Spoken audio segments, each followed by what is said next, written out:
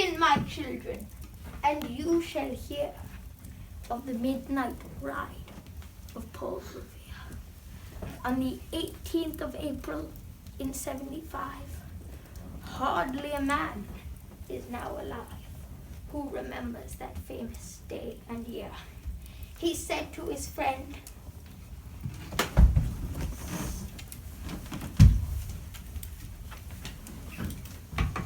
"If the British march by land or by sea from the town tonight, hang a lantern aloft in the belfry arch of the North Church Tower as a signal light.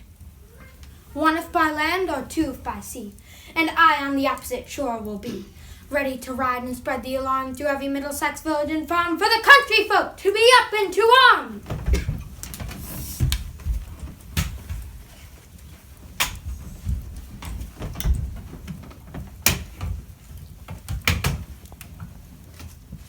Then he said good night, and with muffled oar, silently rowed to the Charleston shore.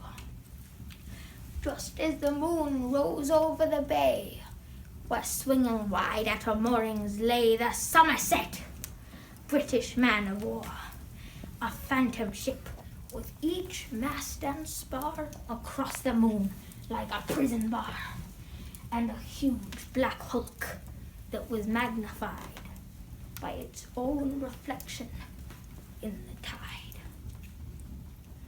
Meanwhile, his friend, through alley and street, wanders and watches with eager ears, till in the silence around him he hears the muster of men at the barrack door, the sound of arms and the trampled feet, and the measured tread of the grenadiers marching down to the boats on the shore.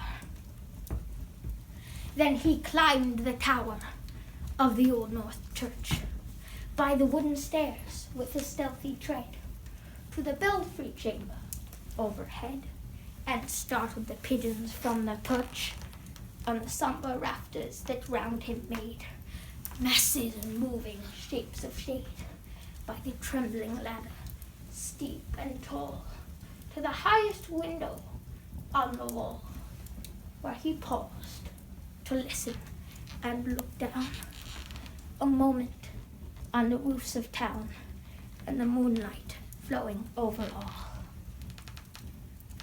Below, in the churchyard, lay the dead in the night encampment on the hill, wrapped in silence, so deep and still that he could hear, like a sentinel's tread, the watchful night wind as it went, creeping along from tent to tent, seeming to whisper, "All is well."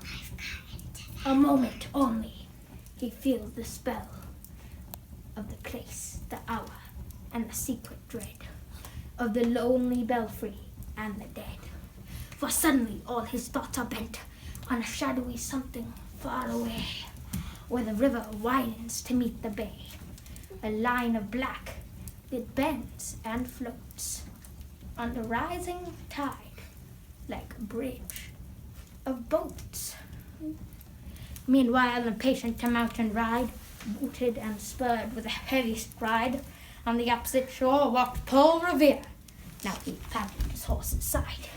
Now he gazed at the landscape, far and near, and impetuous stamped the earth. Now he tightened his saddle girth, but mostly he watched with an eager search the belfry of the Old North Church, that rose above the graves on the hill, lonely and spectral and somber and still. And lo, as he gazed on the belfry's height, a glimmer and then a gleam of light, he leaps for the saddle, the bridle he turns, but lingers and gazes till full on his sight a second lamp in the belfry burns. A clang of hooves on the village street, a shape in the moonlight, a bulk in the dark, and from beneath the pebbles in passing, a spark, struck out by a steed flying fearless and fleet. That was all. And yet, through the night, the fate of a nation was riding that night, and the spark struck out by that steed in his flight kindled the land in a flame with its heat. He has left the village and mounted the steep, and beneath him, tranquil and broad and deep, is the mystic meeting the ocean's tide. And under the alders that skirt its edge, now soft on the sand, now loud on the ledge, is heard the tramp of the steed as he rides. It was 12 by the village clock when he crossed the bridge at Manford Town. He heard the crowing of the cock and the bark of the farmer's dog, and he felt the damp of the river fog that rises when the sun goes down. It was 1 by the village clock when he galloped in Lexington. He saw the gilded weathercock swim in the moonlight as he passed, and the meeting house windows, blank and bare, look at him with a spectral glare, as if they already stood aghast at the bloody work they would look upon. It was 2 by the village clock when he came to the bridge at Concord Town. He heard the bleating of the flock and the twitter of birds among the trees, and he felt the breath of the morning breeze blowing over the meadows brown. And one who was lying safe asleep in his bed, who at the bridge would be first to fall, and that day would be lying dead, pierced by a British musket ball.